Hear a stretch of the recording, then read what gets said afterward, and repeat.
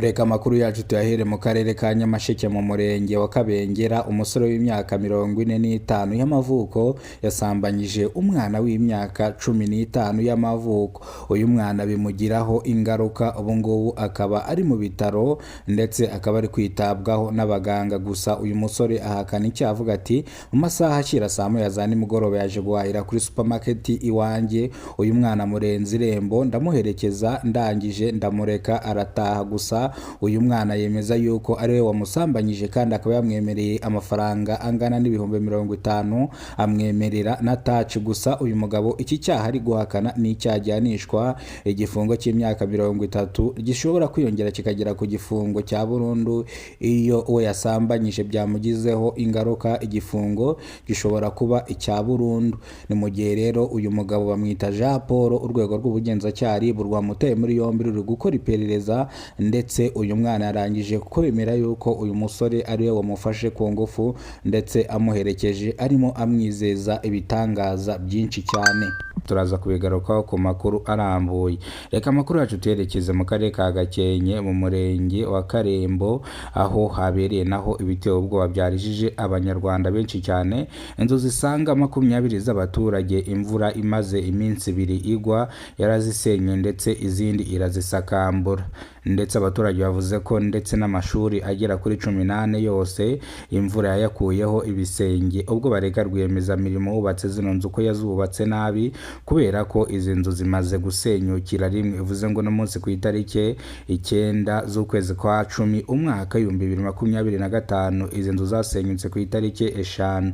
Bivuga yuko rero izi nzu ndetse ziri gusanwa, izi ngizi z'amashuri, abaturage bavuga yuko aya mashuri ari gusanwa ariko inzu zabo ntago barimo bazisana.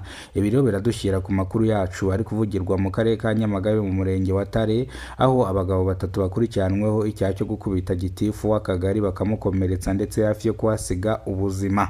Iyi ari incamake y'amakuru. Ni mbere bwa mbere ugeze ko no muyoboro, kora subscribe, ufungura inzogera kugira ngo uzajye ubasha kubona amakuru mu gihugu cy'u Rwanda kandi yizewe.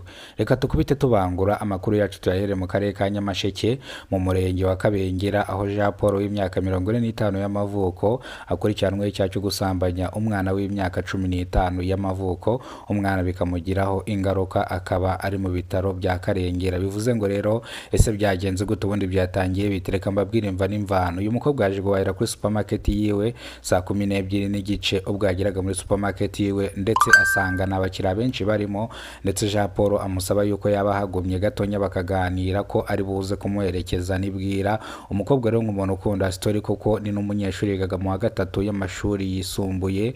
Ubwo ngubwo aguma aho ngaho atera story, bwije aravuga ati ngaho merekeza nahe. Bageze mu nzira Jean Paul atangira kumusaba ko bakorana imibonano mpuzabitsina. Ese nababwiye yuko ikiganiro barimo bagirana aho ngaho muri supermarket yabo cyerekezaga ku mibonano mpuzabitsina? Ntago nigize mbabwiye, ariko nabyo ndaza kubigarukaho. Rero Jean Paul bageze mu nzira amwaka ku bintu. Umwana aramubwira ati reka ibyo bintu uri kunsaba ntago mbizi, ni n'ubwa mbere mbyumvise, nubwo twarimo tubiganiraho nanjye numva abantu babiganiraho gutyo.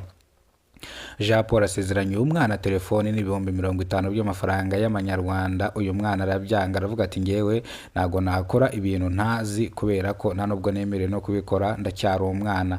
Jean Paul agamubwira ati ntago uri umwana, uri umuntu mukuru ufite ubwenge, urabizi ko uyu muntu ari gusaba aba yicishije bugufi, nyina akemera akanapfukama. Uyu mwana yatwemereye ko cyangwa ashimangira ko Jean Paul yanapfukamye amusaba yuko baryamana, ari kurira. Uyu mwana arabyanga.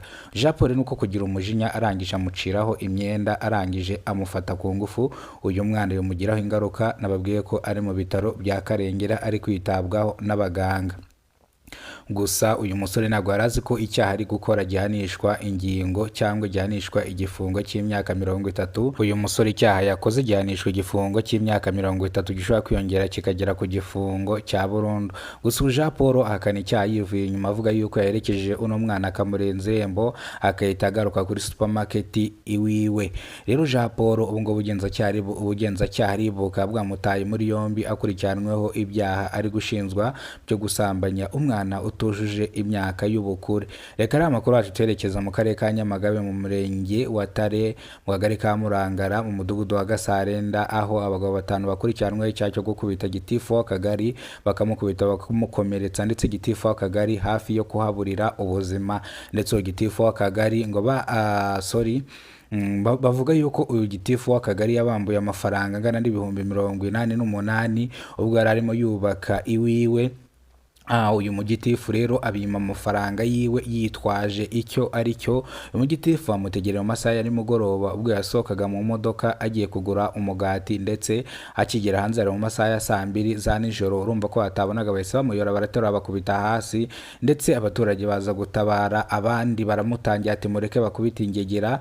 Birangira rero uyu bamukubise, abangaba inzego z'ubugenzacyaha RIB zikaba zabataye muri yombi bakurikiranweho icyaha cyo gukubita inzego. Bivuze ngo gitifu buriya n'urwego rw'ubuyobozi, bivuze ngo rero nicyo cyaha bakurikiranweho cyo gukubita gitifu, ndetse bakamukubitira mu ruhame, bakamusebya, bakamwandarika. Ngayo nguko rero ibyaha nk'ibi ngibi bikunze kumvikana hano mu gihugu cy'u Rwanda. Niyo mpamvu ishami ry'ubugenzacyaha RIB ryashyizweho, mutibagije akantu Murangiritsi yavuze ngo uzakora icyaha n'igisa nacyo.